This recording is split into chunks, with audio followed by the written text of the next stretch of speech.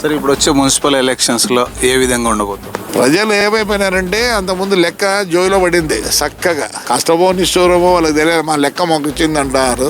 మా వాళ్ళు ఏమో చెప్తున్నారు మొత్తం ఎన్నో 83 ఏమో ఉన్నాయి, మొత్తం 83 గెలుస్తామంటున్నారు. నాదైతే కష్టంగా ఉంది అనుకుంటాను నా వరకు. ఎందుకంటే మేము సరైన పద్ధతిలో రాష్ట్రంలోనే తాడపత్రి అంటే ఇలా ఒక చూపు చూస్తారు. ప్రతిపక్షంలో ఉన్నప్పుడే మీరు గెలిచారు, ఇప్పుడు పాలకపక్షంలో ఉన్నారు మీరు. అందుకు పాలకపక్షం ఉన్నవాడు ఎప్పుడు ఓడిపోతాడు, సరిగ్గా చేసిండాడు.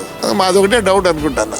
ఎందుకు ఓడిపోతాం అనుకుంటున్నారు సార్? కారణాలు ఏమని చెప్పగలుగుతారు? మెయిన్ కారణం వచ్చి ఆ జోలో పడలే జనాలకి. ఉచిత పథకాల్లో అప్పుడు డబ్బులు జోలో పడ్డాయి. ఎందుకంటే మేము రోజు తిరుగుతాం కాబట్టి వాళ్ళు మాతో సంభాషిస్తున్నారు. ఇప్పుడే చెప్పింది మా పాప, ఏం చెప్తుంది, తిడతాన్నారు చేస్తారు. అంటే సూపర్ జోయిలోకి పోయినాయి కదా, అట్లా స్కీమ్లు లేవు. మేము ఫ్రాంక్ గా చెప్తాము. నాకు తెలిసి మాది చాలా టఫ్ గా ఉంటది.